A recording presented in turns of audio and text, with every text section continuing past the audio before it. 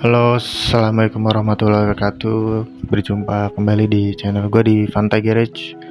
Kali ini gue pengen review, tapi reviewnya sedikit berbeda karena di depan gue ini adalah helm ala-ala atau replikanya KYT Kyoto. Kenapa berbeda? Karena gue pengen tahu sih apa sih yang membuat uh, replika dengan yang orinya tuh apa gitu kan. Kan ada tuh yang replikanya yang apa, fannya itu bisa dibuka bisa ditutup, ada yang permanen ya kan. Terus ada juga yang busa atau inner padnya bisa dicopot, ada juga yang permanen, dan berbagai macam lah gitu kan. Nah, gue pengen ngebuktiin sendiri bener nggak sih gitu kan. Akhirnya gue pengen nge-review sedikit yang berbeda, yaitu helmnya udah gue copot semua. Yang gue tahu helm replika itu ada BIP, terus MLA, apalagi sih RC ya, Kenzo, apa sih nggak tau lah gue. Pokoknya kalian bisa sebutin itu di komentar. Tapi yang gue beli ini BIP. Kenapa BIP? Karena harganya juga terjangkau dan dari hasil rating toko dia paling tinggi, dan juga menurut gue di foto tuh finishingnya rapi dan niat ya. Ibaratnya kayak lo ngejual barang niat gitu, foto produknya bagus, deskripsinya bagus, terus juga ada promo-promo. Menurut gue itu nilai plus ya, apalagi dia ngejual helm-helm replika. Oke, langsung aja. Di sini udah gue copot-copotin semua ya kan. Pas gue beli itu gue langsung ngecek fannya, inner dan exhaust. Ternyata apa? Betul, nggak ada cuy. Jadi cuma tempelan aja. Yang belakangnya sama juga, cuma tempelan doang gitu. Dari dalam pun juga sama gitu.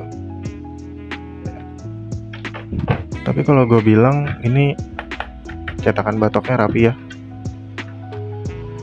Ya, nih fan, dan ini tuh bisa dibuka tuh, bisa, tapi nggak guna gitu. Makanya ternyata walaupun bisa dibuka atau tutup, nggak bakal berpengaruh untuk sirkulasi udara di helm. Toh dari ininya juga nggak ada lubangnya, gimana dari shellnya ya kan. Sebelum kita ngomong ke shellnya, ventilasi exhaustnya juga bisa tuh ya kan. Ya cuma tadi gue bilang lagi, cuma hiasan. Dari shellnya tuh nggak ada lubang sama sekali ya kan. Jadi ya udah pasti panas. Terus kebetulan gue beli yang BIP ini dia udah gratis spoiler 3 dimensi ya, 3D nya. Kalau gue bilang rapi sih, niat gitu. Terus juga menurut gue dari hasil, ini opini gue aja ya, dari hasil observasi gue, helm-helm replikanya itu harganya ada yang mahal, ada yang murah. Itu karena di finishingnya gitu. Ini menurut gue finishingnya bagus nih. Untuk bagian catnya, untuk BIP ini bagus, clearnya bagus gitu kan, nggak ada bergelombang. Terus dari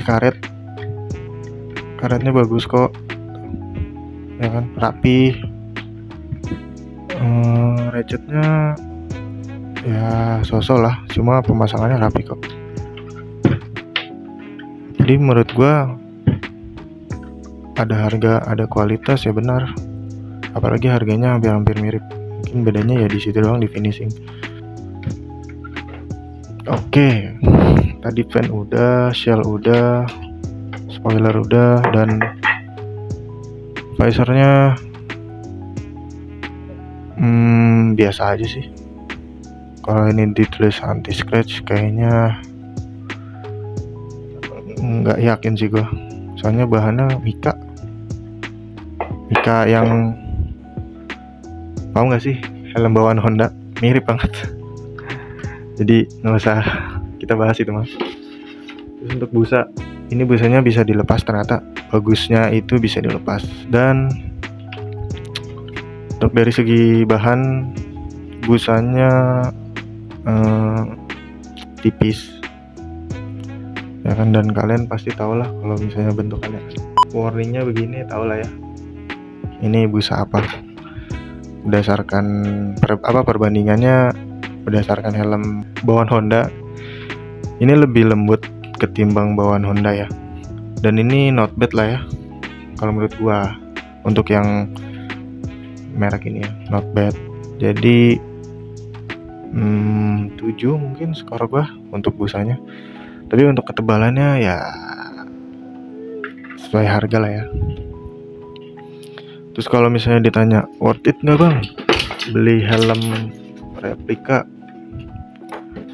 gue bisa bilang worth it kalau kalian buat ke mall, sekolah gitu kan, yang jarak-jarak pendek aja ya, yang bukan jarak jauh. Kenapa? Karena kalau misalnya hilang kalian nggak nangis gitu.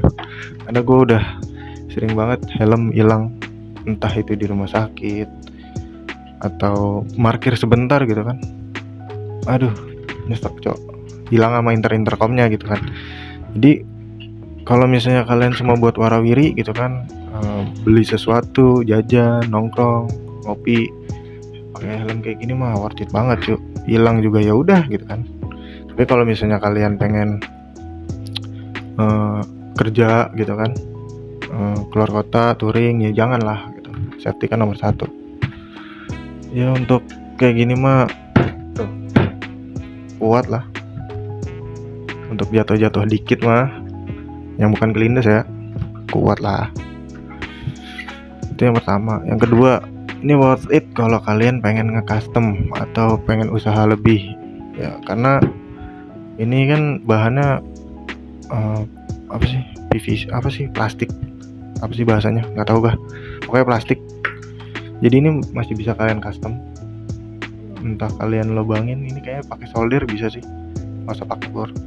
Ini bisa kalian lubangin, bikin fan sendiri, baik ventilasi depan sama belakang. Ini bisa banget. Dan shellnya tinggal kalian bolongin. Itu menurut gue worth it banget sih.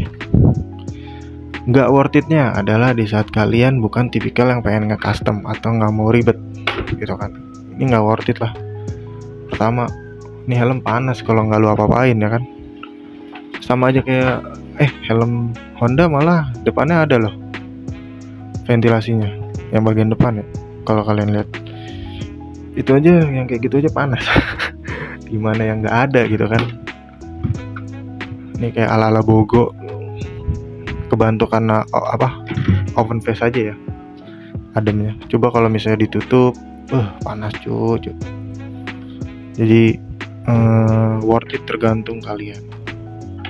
Nanti duitnya kalian bisa beli yang helm lebih baik gitu kan, contohnya Aerox gitu kan.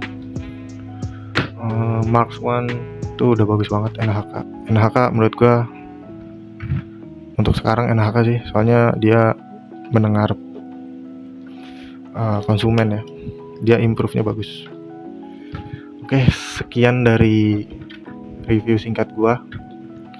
Nextnya mungkin gue bakal review lagi setelah gue melakukan sedikit custom ya di bagian fan dan perbedaannya gimana.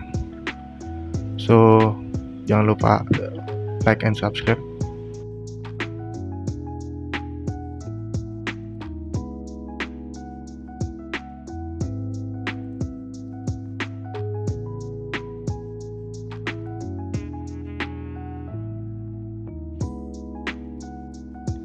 Setelah tadi udah gue lakukan custom di bagian ventilasi depan belakang, ini ada penambahan lagi, yaitu tadi gue masang anti theft dan stikernya gue